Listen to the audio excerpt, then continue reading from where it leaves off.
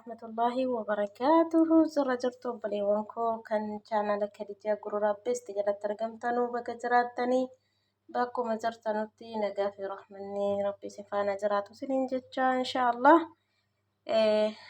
Egaa akkasumallee egaa yeroo mara nyaata ni qopheessinaa.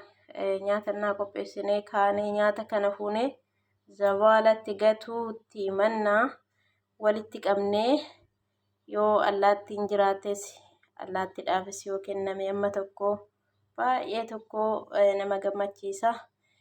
Akkasumallee hindaanqoos yoo qabaattanii hindaanqoodhaafis fakkeenyaaf dijaajnis yoo afee simachnis yoo afee adurreen fa'aa jiraate akkas isiniin jedha gaane amma bakka kanatti kara tokkotti adurreellee nan kaddamaa. Akkasumallee kara tokkotti immoo hindaanqoollee nan kaddamaa nyaata irraa hafe kanaanii jechaadhaan. Adurroonni wayii sin jiru duuba kana inshaallah agaruu misaa nyaatanii deemanii jiru ammaaf hin argamanu.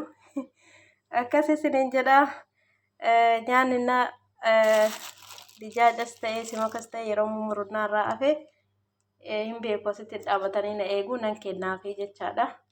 Egaa nutis akkuma qoonqoo qabnu isiinis qoonqoo qabdi waan ta'eef waan tokko khairii hojjechuunis barbaachisaadha isiniin jedha. Amma immoo kun inshaallah nyaata ruuzii irraa hafee hindaanqoodhaaf hin geessa. Hindaanqoon kanuma jira haa ta'u malee hindaanqoon illee nu baraniiru gaan kaddamnasi. Inshaallah waan asitti karoorsine tokko biyyatti illee gallee hojjechuudhaaf itti fufnaa jechaadha. Hojiin harkuma keenya keessa jira yoo itti beeknee hojjenne yoo asitti har'a karoora isaa haala isaa qorannoo itti taasifnee biyyattis gallee nu rakkisu jechaadha inshaallah. Amma fakkeenyaaf biyya keenyatti gallee hindaanqoo tokko yoo horsiifne hindaanqoo sanarraa nyaata afeerraa wanta tokko tirifiraafii afeerraa kennitanii fi mana keessatti hanqaaquu irraa bu'aa argachuus ni dandeenya jechaadha. Egaa nyaanni biyya keenyas akkanatti tarrafee hin gatamu yoo jettanis immoo garuu walaakin iddoo iddootti rahmanni isaa bal'aadha numaafa. Akkasii fataa zanaa jedhaan afaan isiniin jedha anamma bakka hindaanqoon jirtuun deema inshaallah. Kiisitti naqee fi akkas isiniin jedha inshaallah. Tokkolchi kana fakkaatan isiniin jedha inshaallah. Mana keenya egaa gibbiin keenya keessasi ataakilteetu jira adas nama jedha inshaallah. Masjiidni illee nama bira jira jedha. Gibbiin keenya kana fakkaatti margisiitu nama hawwisiisa baay'ee tokko nama gammachiisa jechaadha. Mee dhaqnu bakka hindaanqoon jirtu kana fakkaata kun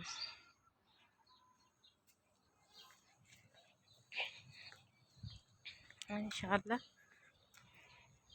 Mee bakka hindaanqoon jirtu deeman jira baay'ee tokko nama gammachiisa.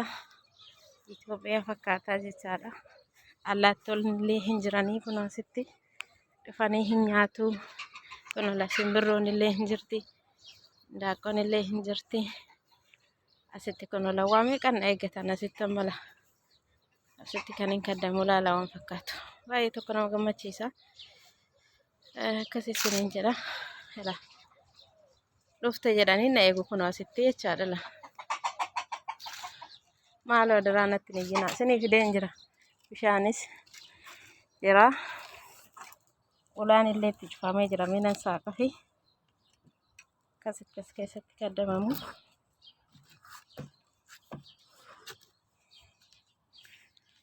Akkasigaa kana fakkaatan isiniin jedha bakki hindaanqootti horsiifnu kana fakkaatti hindaanqoon kunoo bishaanis bakki itti nyaattus asi kottaa nyaadhaa. Har'a gabaatti isin gurguruuf hin jira. Yalla tafaddalu. Do'ame. Das nama jettu nama akkatti dhaabattee nama eegdu. Kanuma keenya kana bishaan fakkaattu. Wasiidhuma garuu waanuma biyya keenya jirru fakkaata kaa kunoo. Na sodaatan ammala. Gaakoo achitti buusti. Keessatti asitti isin buusu. Bakki isaan bulanuu kun achi gubbaarra bulu. Kottaa Maaloo kottaa irra gabaatti isin gurguruufini. Kottaan sinin jedha. Inshallah amma boruutti walitti deebinutti nagaan haa ta'an daaqoowwan koo sinin jaaladha hanqaaquu sirriitti buusaan sinin jedha.